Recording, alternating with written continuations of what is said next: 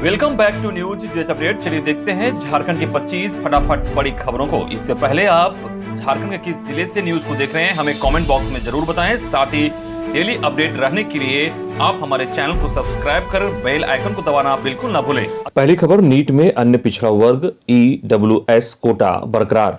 Supreme court ने गुरुवार को केंद्र सरकार को अन्य पिछड़ा वर्ग OBC और आर्थिक रूप से पिछड़े EWS लोगों के लिए मेडिकल की ऑल इंडिया PG सीटों पर 27 और 10% आरक्षण देने के लिए हरी झंडी दे दी।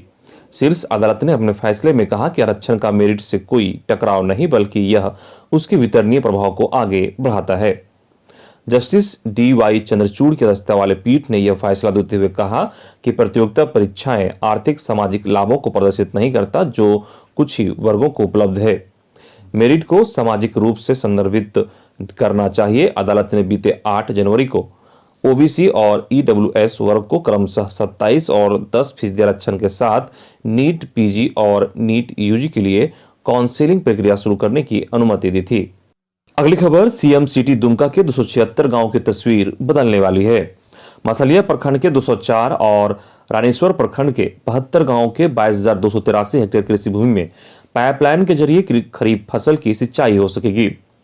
मसलिया रानीश्वर मेगा लिफ्ट सिंचाई योजना के लिए 1,204.37 करोड़ के प्राकलन राशि को प्रशासनिक स्वीकृति मिल चुकी है।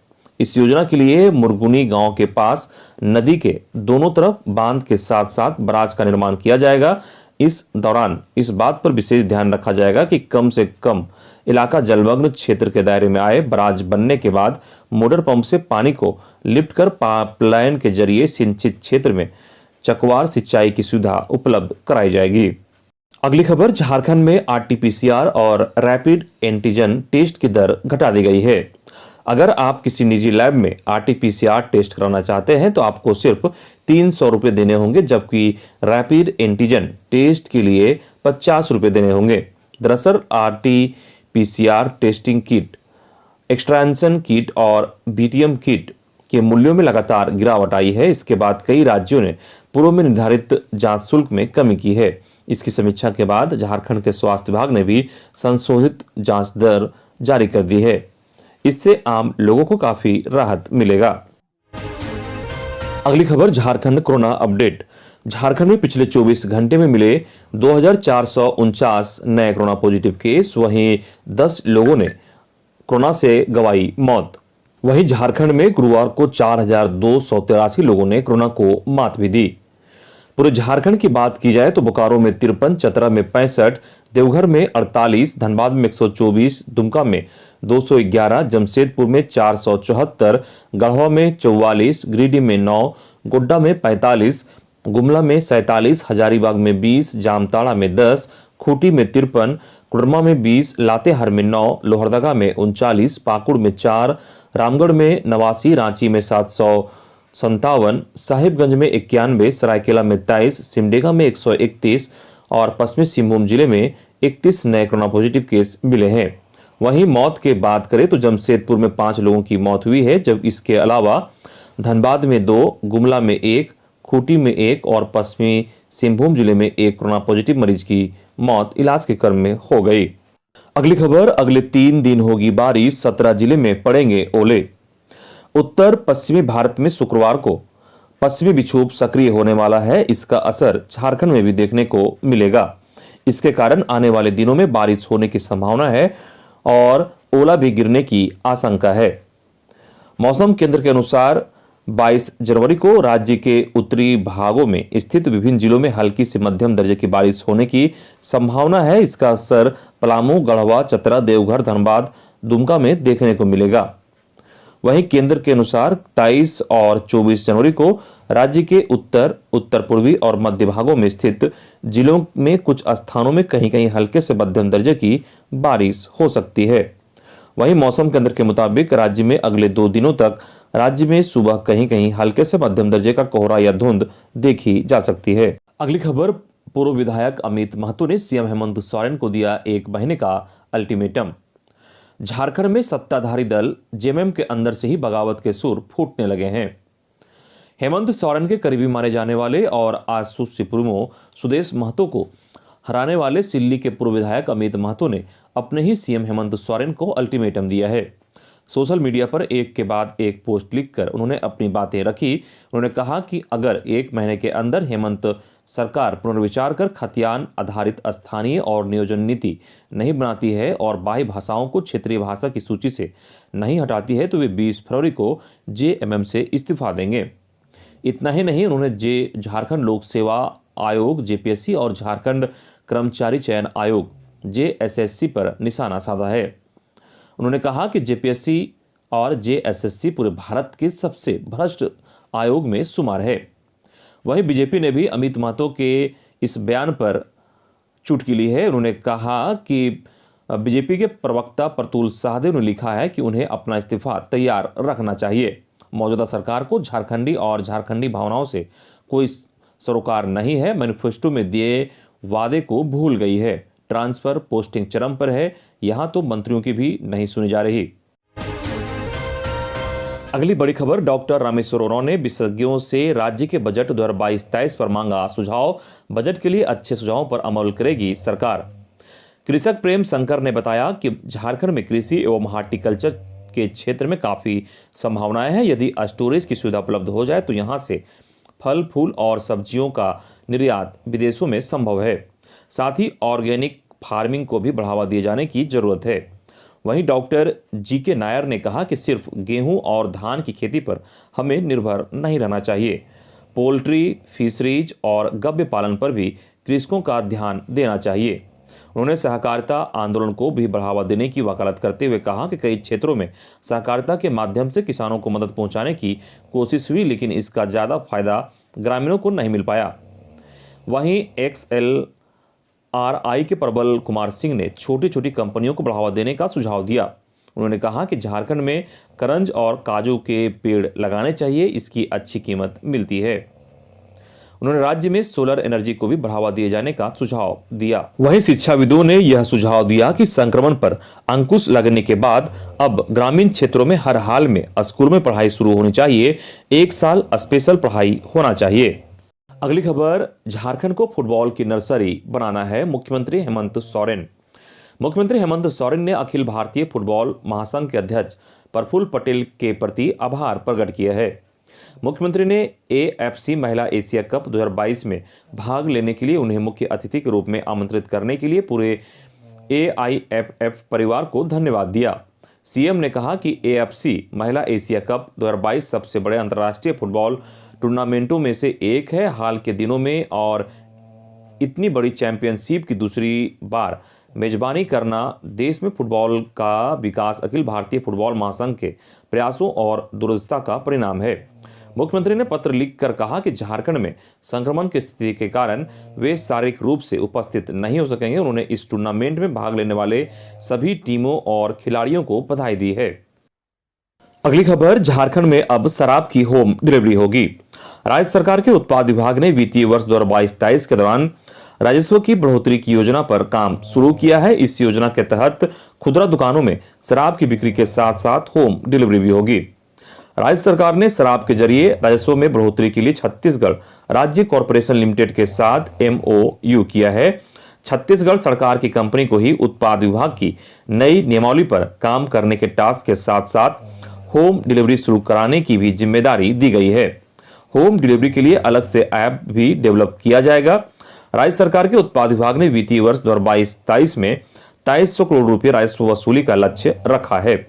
राज्य सरकार ने राजस्व घाटे को देखते हुए IT इंटरवेंशन की जरूरत महसूस की। साथ ही शराब के अवैध कारोबार को रोकने के लिए भी नई नीति बनाई जाएगी। अगली खबर, दोपहिया वाहन मालिकों का नाम राशन कार्ड से नहीं कटेगा। पेट्रोल सब्सिडी योजना का लाभ लेने वाले दोपहिया वाहन मालिकों का राशन कार्ड से नाम नहीं काटा जाएगा। राष्ट्रीय खाद्य सुरक्षा अधिनियम और झारखंड राज्य खाद्य सुरक्षा योजना के तहत 4 पहिया वाहन मालिक राशन कार्ड धारक होने की अर्हता नहीं रखते। जिनके पास 2 पहिया वाहन और राशन कार्ड हैं, वे इस योजना का लाभ ले सकते हैं। रांची के उपायुक्त छविरंजन ने गुरुवार को इस योजना की समीक्षा करते हुए यह स्पष्ट किया।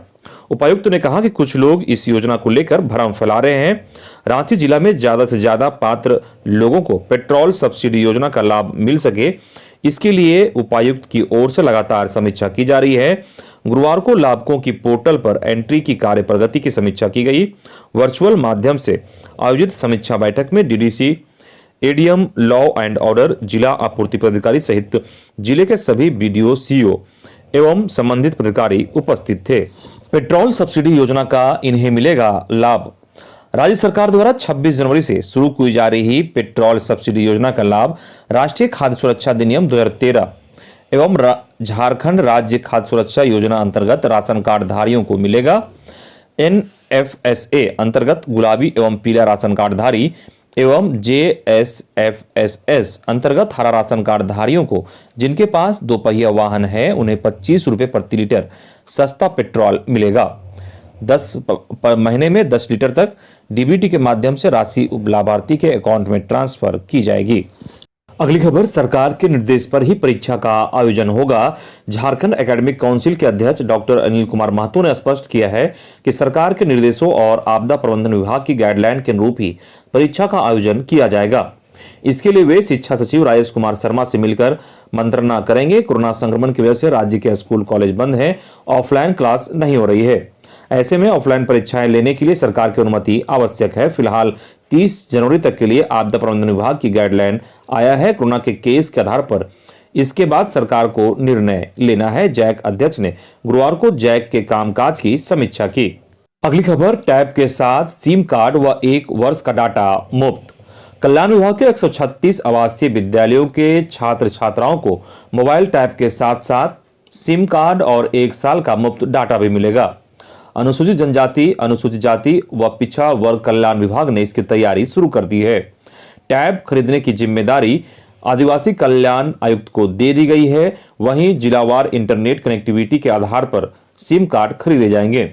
इसके लिए जिला कल्याण पदाधिकारी को जवाबदेही दी जाएगी। जिस कंपनी की इंटरनेट कनेक्टिविटी सुदूर गांवों तक बेहतर होगी उसी का सिम और 1 साल का इंटरनेट डाटा भरवाया जाएगा। इसमें छात्र छात्राओं को हर दिन 2 GB डाटा मिलेगा। इसमें छात्र छात्राएं कंटेंट पढ़ सकेंगे और ऑनलाइन क्लास भी कर सकेंगे। मोबाइल टैब में पहले से संबंधित क्लास का डिजिटल कंटेंट अपलोड रहेगा। इससे छात्र छात्रा पढ़ सकेंगे।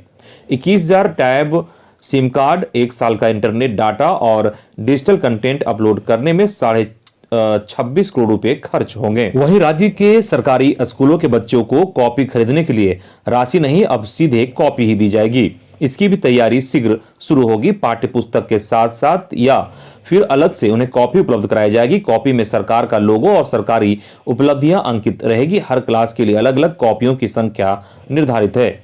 इसी आधार पर कॉपी स्कूलों तक उपलब्ध कराया जाएगा। अगली खबर, मतदाता दिवस पर कार्यक्रम ऑनलाइन होंगे। रांची डीसी। राष्ट्रीय मतदाता दिवस पर इस बार ऑनलाइन प्रतियोगिताएं होंगी। वाद विवाद, परिचर्चा, पेंटिंग, गान, चित्रांकन, निबंध प्रतियोगिता होगा। हर साल 25 जनवरी को मतदाता दिवस मनाया जाता है। उपायुक्त छवि रंजन ने गुरुवार को इसके आयोजन को लेकर वर्चुअल बैठक की। इसमें उप निर्वाचन पदाधिकारी, जिले के सभी विधानसभा क्षेत्र के ERO, AERO एवं अन्य संबंधित अधिकारी उपस्थित थे। उपायुक्त ने मतदाता दिवस पर सभी कार्यालय में प्रधान द्वारा शपथ ग्रहण कार्यक्रम आयोजित करने का भी निर्देश दिया। साथ ही मतदाता शपथ का ऑनलाइन वाचन कराते हुए इसके फोटोग्राफ, वीडियो सोशल मीडिया पर अपलोड किया जा सकता है। अगली खबर, 101 करोड़ का मिड डे मील घोटाला। ईडी ने दायर किया चार्जशीट। स्टेट बैंक से फर्जीवाड़ा कर निकाली गई थी रकम। स्टेट बैंक ऑफ इंडिया के हटिया शाखा से सरकार के मिड डे मील खाते से 1,41,41,016 रुपये फर्जी तरीके से दूसरे बैंक अकाउंट में ट्रांसफर करने के मामले में ईडी ने भानु कंस्ट्रक्शन के मैनेजिंग पार्टनर संजय कुमार तिवारी और सहयोगी सुरेश कुमार के खिलाफ गुरुवार को ईडी का विशेष अदालत में चार्जशीट दाखिल की है। जानकारी के मुताबिक SBI हटिया शाखा से मिड डे मील के 101 करोड़ रुपए भानु कंस्ट्रक्शन के आधा दर्जन खातों में फर्जीवाड़ा कर ट्रांसफर किए गए थे। अगली खबर, राज्यपाल से HEC को बचाने की गुहार। राजभवन से मिला आश्वासन। HEC को बचाने के लिए मजदूर और प्रबंधन लगातार प्रयासरत हैं। इसी को लेकर HEC एसोसिएशन का प्रतिनिधिमंडल गुरुवार को राज्यपाल से मुलाकात की, जिसमें HEC के मौजूदा हालात पर बातचीत की गई। साथ ही राज्यपाल से HEC को बचाने की गुहार लगाई गई।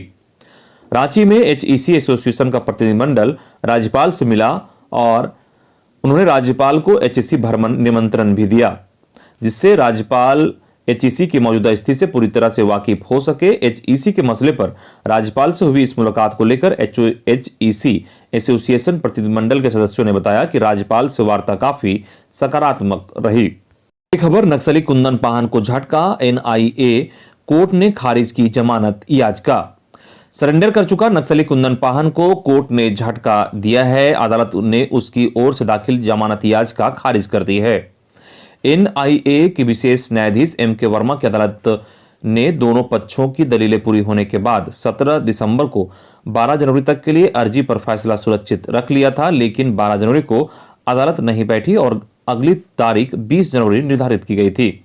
नक्सली कुंदन पाहन की जमानत याचिका पर 20 जनवरी यानी गुरुवार को सुनवाई हुई। जमानत अर्जी पर सुनवाई के दौरान प्रार्थी के अधिवक्ता ईश्वर दयाल किशोर ने कहा कि मेरे मुवक्किल पर सीधा आरोप नहीं बन रहा है, इसको देखते हुए उसे जमानत की सुविधा प्रदान की जाए, जबकि इसका विरोध एनआईए के विशेष लोक अभियोजक ने पहले ही किया था। इसके बाद अदालत ने अपना फैसला देते हुए एनआई कोर्ट ने नक्सली कुंदन पाहन की जमानत याचिका खारिज कर दी। अगली खबर, पूर्व मुख्यमंत्री रघुवर दास से मिल सिख समुदाय ने प्रधानमंत्री का जताया आभार, रखा वीर साहिबजादा दिवस नामांतरण का सुझाव। दसम गुरु गोविंद सिंह जी के चारों साहिबजादा के आत्म उत्सर्ग के प्रति प्रधानमंत्री नरेंद्र भाई मोदी द्वारा श्रद्धा भावना दर्शाने का स्वागत करते हुए झारखंड के सिख समुदाय ने उन्हें धन्यवाद दिया। सिख समुदाय का एक प्रतिनिधिमंडल झारखंड गुरुद्वारा प्रबंधक कमेटी के प्रधान सरदार शैलेंद्र सिंह के नेतृत्व में झारखंड के पूर्व मुख्यमंत्री और भारतीय जनता पार्टी के राष्ट्रीय उपाध्यक्ष रघुवर दास से उनके आवास पर मिला। सिख प्रतिनिधिमंडल ने प्रधानमंत्री के प्रति आभार जताया कि उन्होंने बाबा अजीत सिंह, बाबा जुझार सिंह, बाबा जोरवार सिंह एवं बाबा फतेह सिंह के बलिदान को राष्ट्रीय महत्व एवं राष्ट्रवाद का प्रतीक समझा है। इनके बलिदान को सही मायने में सम्मान दिया है और उन्होंने वीर बाल दिवस इसका नामकरण किया है, परंतु सिखों की भावनाओं को समझते हुए इसका नामकरण वीर साहिबजादा दिवस कर दिया जाना चाहिए। अगली खबर, वकील पद पर आदिवासी की हो नियुक्ति, बंधु तिर्की। कांग्रेस के कार्यकारी अध्यक्ष सह विधायक बंधु तिर्की ने मुख्यमंत्री हेमंत सोरेन को पत्र लिखकर जिले में सरकारी वकील के रूप में आदिवासी मूलवासी अधिवक्ताओं की नियुक्ति कर समुचित प्रतिनिधित्व देने की मांग की है। उन्होंने कहा कि सरकारी वकील की नियुक्ति के दौरान आदिवासी मूलवासी अधिवक्ताओं, विशेषकर सीएनटी, एसपीटी एक्ट और स्थानीय कानून के जानकारों की नियुक्ति कर राज्य गठन के उद्देश्यों को धरातल पर उतारा जा सकता है। अगली खबर, सिमडेगा डीसी से बात करेंगे प्रधानमंत्री मोदी। प्रधानमंत्री नरेंद्र मोदी देश के 112 आकांक्षी जिलों में विकास कार्यक्रमों की प्रगति की समीक्षा शनिवार को करेंगे।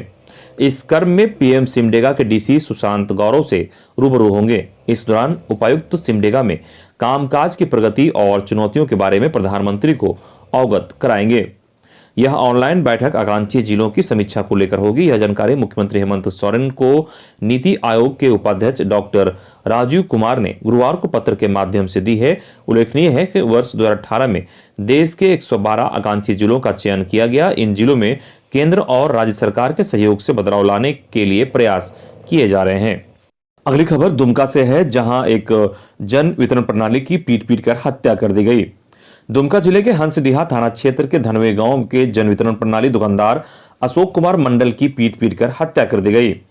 परिवार वालों ने दोषियों पर कड़ी कार्रवाई की मांग की है। अशोक मंडल के पिता के नाम से गांव में ही पीडीएस की दुकान है, जिसे वह संचालित करते थे। जानकारी के मुताबिक दुमका जिले के धनवे गांव में बीती रात अपनी पीडीएस दुकान बंद कर घर लौट रहे अशोक कुमार मंडल को अज्ञात लोगों ने जमकर पीटा, दोनों पैर तोड़ दिए और बुरी तरह जख्मी कर दिया। अशोक घायलावस्था में सड़क के किनारे पड़ा हुआ था, तो किसी ने इसकी जानकारी उसके परिवार वालों को दी।